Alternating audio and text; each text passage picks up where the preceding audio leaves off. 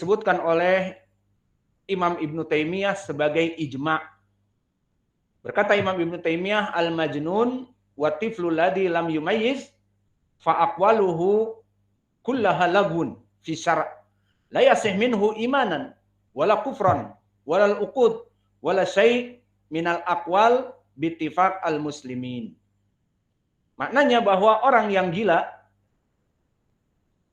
yang tidak bisa membedakan ucapan yang baik dan yang buruk, dan juga anak-anak yang kecil yang belum balik, maka secara ijma ucapan mereka, perbuatan mereka dalam permasalahan akad, dalam permasalahan keimanan dan kekufuran, maka tidak dihukumi. Dan itu yang telah disepakati ijma oleh kaum muslimin. Maka ini dari syarat yang ketiga dan kedua dan yang pertama. Dan juga dari syarat al-adalah,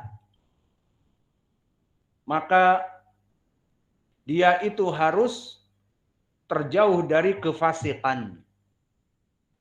Maka syarat seseorang mempunyai adalah, dia itu harus terjauh dari kefasikan. Mana dalilnya bahwa orang yang fasik tidak diterima khabarnya? Surat di dalam Al-Hujurat, ayat di dalam surat Al-Hujurat. Allah berfirman, "In ja'akum fasiqun binaba'in fatabayyanu." Jika datang kepada kalian khabar dari orang-orang yang fasik, orang-orang yang berbuat kemaksiatan secara zahir, membawa berita kepada kalian, fatabayyanu, diperintahkan untuk cross check. Maka dari sini menjadi pendalilan bahwa permasalahan khobar dari orang-orang yang fasik asalnya adalah kita tidak menerimanya. Berbeda dari khobar-khobar orang yang terjauh dari kefasikan. Misalnya khobar dari syekh yang kita mengetahui keadaan akidahnya, manhajnya, akhlaknya, tidak berbohong, tidak pernah bermain-main, maksudnya bermain-main dari adalahnya. Maka semua manusia tidak lekang dari kesalahan, namun dari manusia-manusia yang tidak lekang dari kesalahan ada yang 90%, 80% baiknya lebih banyak daripada buruknya. Maka di sini kita mendengar dari Syekh Fulan memfatwakan bahwa demikian dan demikian haram. Maka kita mengikutinya misalnya. Kenapa mengikutinya? Karena orang ini mempunyai ilmu dan juga mempunyai adalah terjauh dari kefasikan. Di saat memberikan berita atau fatwa dari ilmunya atau demikian dan demikian, kita menerimanya. Itu asal. Dan asal dari orang-orang yang fasik, dia pendusta, dia pemakan riba, dia orang yang pezina, dan dia gembong dari preman di pasar, yang mana anak-anak buahnya tukang palak, kemudian setor kepada dirinya, kemudian dia meriwayatkan hadis atau mengajari manusia kepada agama. Nanti malam jangan lupa ya pelajaran Umdatul Ahkam misalnya, atau jangan lupa pelajaran Sahih Al-Bukhari ba'da duhur. Dan dia setiap hari mendolimi manusia dengan mencuri dan memakan harta yang haram, maka ini asalnya tidak diterima. Paham? Mana dalilnya? Al-Quran tadi. In ja'akum fasikun binaba'in fatabayyanu. Jika datang kepada kalian orang yang fasik, pada dasarnya tidak diambil. Dan ini sesuai dengan asar dari Ibnu Sirin yang kita sebutkan tadi. Inna hadal ilma dinun, fangduru aman ta'khuduna dinakum. Bahwa sungguhnya ilmu yang akan kita pelajari ini bagaikan agama. Maka lihatlah siapa yang mengajari kalian dari agamanya. Karena ini masalahnya masalah agama.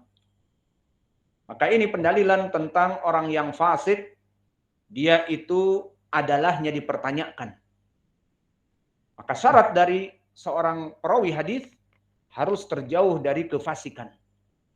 Maka bagaimana kita akan mengambil dari dia hadis padahal dia setiap hari memakan riba, setiap malam dia tidur di atas pelacur dan yang lainnya, maka bagaimana kita akan mengambil hadisnya?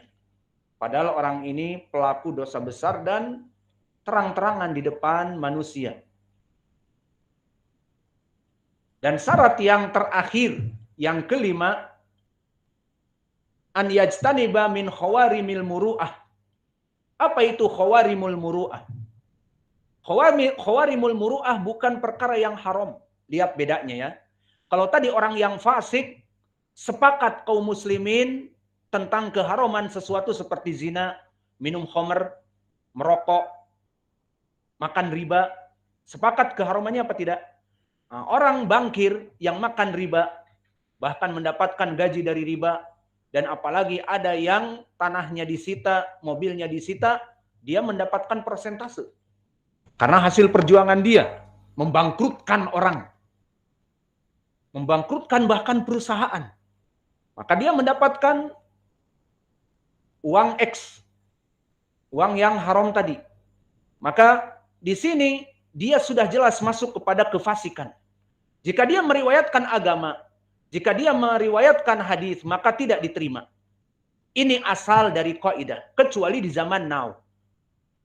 Dijadikan dai-dai instan, terutama di bulan Ramadan, dai-dai yang cekakakan, cekikikan, dai-dai yang dia itu adalah pada dasarnya artis ataupun aktor, para selebritis, didandani menggunakan kopiah dan baju takwa. Dan perempuannya yang biasanya menggoyang dangdut, kelihatan bujalnya, ditutupi bulan Ramadan, membawakan sepatah dua patah kata-kata mutiara, didandani berhijab dan sebagainya.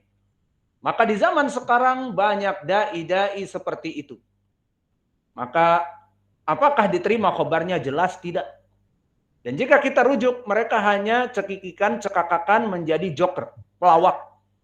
Berbicara masalah agama, karena dia selebritis, maka masuk pun dengan tepuk tangan ke panggung. Sebelum memberikan muhadharah, tepuk tangan, dan sweet-sweet, dan sebagainya, akhirnya memberikan apa yang dia katakan, qala Allah wa qala Rasul. Apakah diterima? Jawabnya tidak. Maka ini bagi mereka orang-orang yang sudah fasik jelas. Di mana perempuan dan laki-laki ini sebelum berbicara agama, dia ma'ruf seorang aktor atau seorang penyanyi, maka masuk kepada kefasikan yang jelas. Kemudian berbicara tentang agama, diterima atau tidak? Tidak diterima. Adapun di sini masalah yang kelima, bukan fasik, tetapi khawarimul muru'ah. Apa dia khawarimul muru'ah? Di sini jumlah khawarimul muru'ah maknanya adalah dia itu tidak masuk kepada perkara yang haram. Namun adat istiadat akhlak yang mulia menafikan perbuatan ini. Apa contohnya coba kalau di Padang ini? Setiap daerah akan ada aturannya. Seperti pepatah mengatakan ada lubuk, ada ikannya. Ada lain ladang, lain belalang, lain lubuk, lain ikannya, misalnya. Dan juga pepatah mengatakan di mana bumi dipijak, di situ langit dijunjung, misalnya. Berarti kita ini harus mengikuti adat istiadat daerah tertentu yang mungkin bisa jadi tidak masuk kepada derajat haram. Namun aib. Kalau di Arab aib. Sedikit-sedikit lah aib. Maknanya jangan berbuat seperti itu. Busuk, buruk. Kalau di Jawa pamali. Jangan melaksanakan demikian. Haram apa enggak? Enggak, tapi pamali. Maknanya perkara yang dimakruhkan. Orang itu membenci. Meskipun tidak mencapai derajat haram. Nah, coba contohkan Pak di sini. Adat orang Minang apa? Yang bagus. Jangan berbuat demikian meskipun tidak haram. Kalau jangan pacaran ya itu haram pacaran. Sepakat kita. Apa contohnya? Misalnya makan berbunyi ahsan. Maka makan berbunyi bukan perkara yang haram tetapi tidak baik. Karena apa? Karena mengganggu selera orang, apalagi makan bersama ya, ada yang di jarak 2 meter pun dia pakai piring, kita pakai piring seperti di rumah orang-orang awam, maka dia terdengar, maka buruk. Ada lagi apa? Seperti itulah contohnya.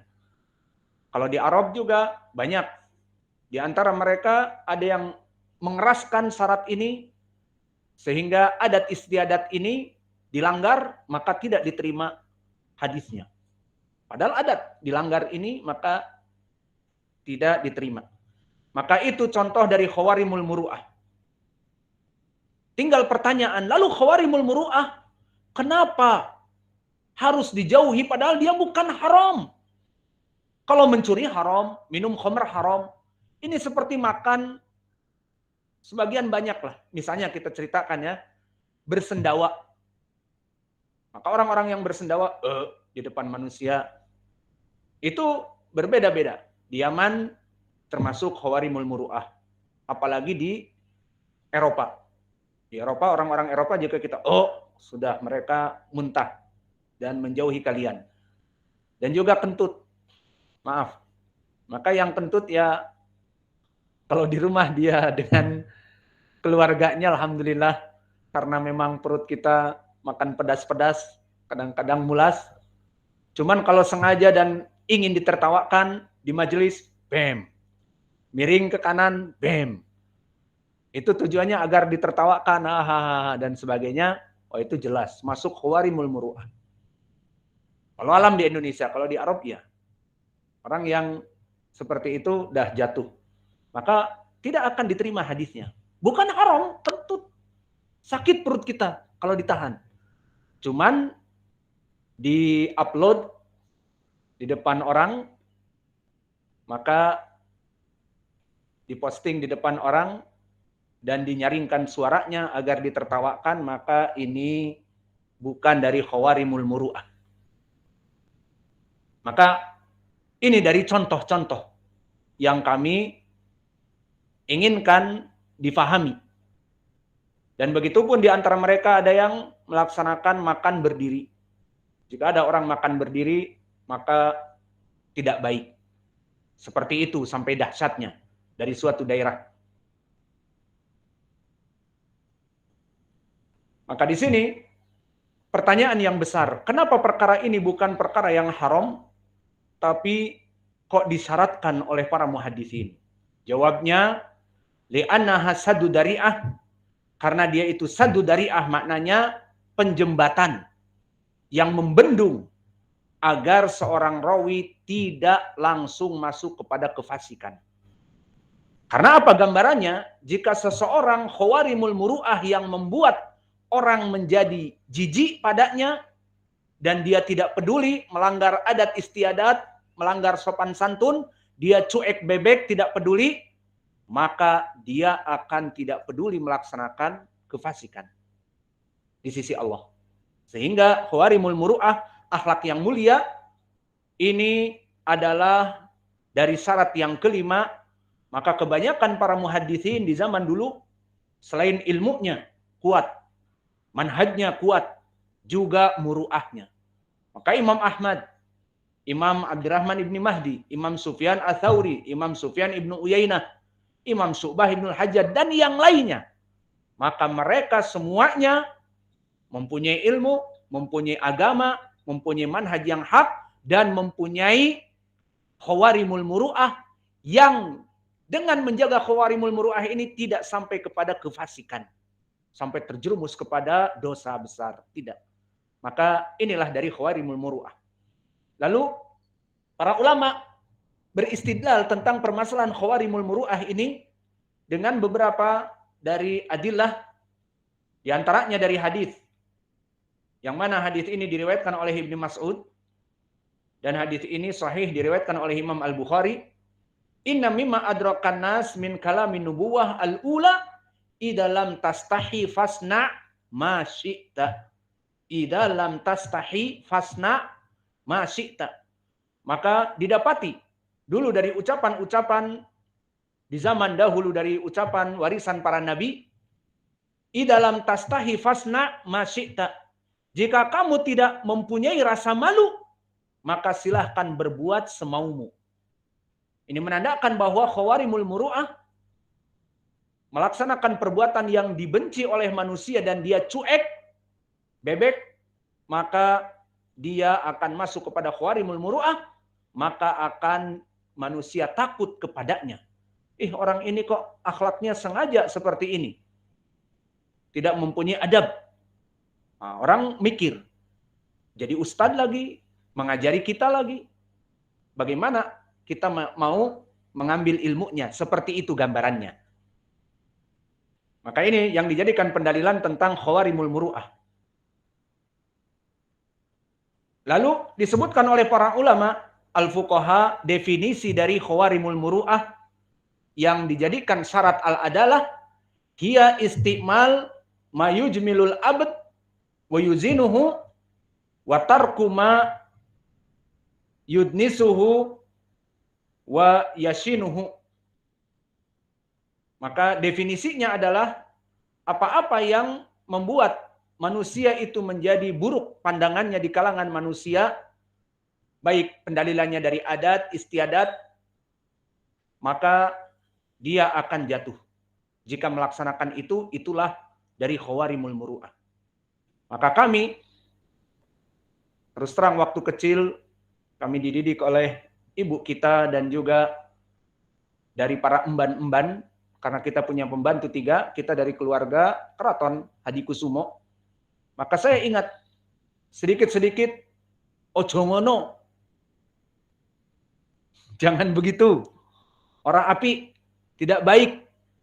Ojo ngono pamali. Jangan begitu pamali. Dikit-dikit pamali, dikit-dikit jangan begitu. Dan yang jelas sering bahwa akhlak kita, akhlak kesatria kata mereka, akhlak orang-orang keraton tidak begini dan tidak begitu. Selalu itu yang diucapkan oleh orang-orang tua kita. Menandakan bahwa mereka orang-orang misalnya dari keraton ataupun yang dianggap pemimpin-pemimpin raja-raja, mereka mempunyai akhlak tertentu yang disepakati oleh sesama mereka. Tidak boleh demikian, tidak boleh demikian. Maka dibuatnya aturan-aturan seperti itu agar kebanyakan dari orang-orang ningrat akhlaknya seperti itu berbeda dengan orang-orang awam misalnya. Maka ini salah satu contohnya juga. Dan khawarimul muru'ah bukan hanya sekedar dia itu orang ketat, keturunan keraton dan sebagainya, bukan, tetapi dia adalah suatu ketentuan yang dijadikan yang mana jika bisa mengikutinya akan menjadi baik akhlaknya. Dan jika dia tidak peduli dan menerobos dari aturan-aturan tadi yang bukan haram, maka dipandang oleh manusia menjadi buruk. Paham ya? Paham khawarimul muru'ah. Maka disebutkan oleh para ulama definisinya seperti tadi. Maka disebutkan juga al-muru'ah istimal kullu khuluqin hasan wajtinab ma khalaqa qabih wa haqiqah al-muru'ah tujnibu ad-danaya wa radha'il minal aqwal wal akhlaq wal a'mal. Maka disebutkan oleh Imam Ibnul Qayyim di Madarijis Salikin bahwa hakikat dari menjauhi khawarimul muru'ah di mana seseorang agar dia itu akhlaknya menjadi baik dan tidak masuk kepada perkara-perkara yang dibenci manusia. Karena jika dia masuk kepada perkara-perkara yang dibenci manusia dari adat-adat istiadat yang disepakati oleh mereka dan dia tidak peduli, akan masuk kepada kerendahan. Orang akan melihatnya, kok orang ini seperti itu akhlaknya. Tapi kan tidak haram. Iya tidak haram, tapi itu aib. Tapi itu pamali. Tapi itu makruh. Tapi itu tidak bagus. Bagaimana seorang priayi, bagaimana seorang ndoro ataupun anak-anak keraton kok seperti itu. Dan sekarang lebih tinggi lagi, kok seorang muslim, kok seorang santri, kok seorang calon dai berakhlak seperti itu. Maka ini yang dinamakan dengan khawarimul muru'ah. Maka contoh prakteknya dari contoh-contoh yang disebutkan para ulama Maka di sini kami memberikan contoh yang disebutkan di Arab dan disepakati oleh ulama ahli hadis. Maka dari khawarimul muru'ah pertama, kasratul mizah walahu. Di mana seseorang pertama banyak main-main. Maka dia tidak tahu mana serius, mana tidak serius. Dan permasalahan seperti ini tentunya dengan kita bergabung dengan orang awam banyak kita dapati. Dulu kita ingat di college ataupun di senior high school dan junior high school, kita dapati teman kita yang pandai melucu. Bahkan kita tidak mengetahui sekarang dia lagi serius atau dia lagi main-main. Maka kasratul mizah, banyak bermain-main, banyak membuat orang tertawa, maka ini menurunkan pandangan masuk kepada khawarimul muru'ah. Bisa jadi hadisnya tidak diterima. Karena banyak main-main. Tidak tahu kita kapan dia serius dan kapan dia lagi main-main. Ini satu contohnya. Dan yang kedua, wafahsul qaul. Maka seseorang yang fahsul qaul, ucapannya buruk. Kalau kita misalnya marah atau kita tersinggung, paling kita ucapkan, jangan gitulah ya akhi. Nggak boleh seperti itu. Namun orang yang fahsul qaul, dasar binatang disebutkan, jenis-jenis binatang di kebun binatang, dilakobkan kepada saudaranya. Dasar jerapah, dasar keledai, dasar udang, otak udang misalnya. Atau bahkan binatang-binatang yang khayalan. Dasar megalodon, dasar T-Rex, Tyrannosaurus. Yang jelas, semua celaan dari kebun binatang dilakopkan kepada saudaranya, ataupun apa-apa yang ada di WC, dia keluarkan. Adapun orang-orang kafir, hubungan-hubungan intim pun disebutkan, pipiu, akhirnya udah kalimat ini udah diedit, pipiu. Asalnya bukan pipiu. Yang jelas, ucapan-ucapan seperti ini, dari mulai ucapan alat-alat vital dan hubungan-hubungan disebutkan untuk mencela saudaranya, ini perkara orang kafir. Alhamdulillah kita di Indonesia, atau mungkin karena kita belum pernah, kita tidak pernah mendengar ucapan seorang mencela saudaranya dengan alat vital atau dengan hubungan intim. Namun di Barat, orang-orang kufar ma'ruf, pipiu dan sebagainya, maka ini masuk kepada khawarimul muru'ah. Seseorang yang banyak mencela saudaranya dengan ucapan-ucapan yang buruk, turun derajatnya. Kemudian yang ketiga, wal julus fil aswaq. Orang ini sering duduk di jalan, nongkrong. Apalagi jalannya itu dilewati laki-laki dan perempuan. Seperti duduk di depan rumahnya yang merupakan pinggir jalan, melihat ibu-ibu lewat, melihat anak-anak sekolah lewat. Maka ini bagi Arab turun derajatnya. Kenapa? Karena tidak ghadul basar apalagi. Melihat orang-orang di pinggir jalan dan dia nongkrong di pinggir jalan, maka nongkrong-nongkrong di got, sekalian bawa gitar, itu tidak termasuk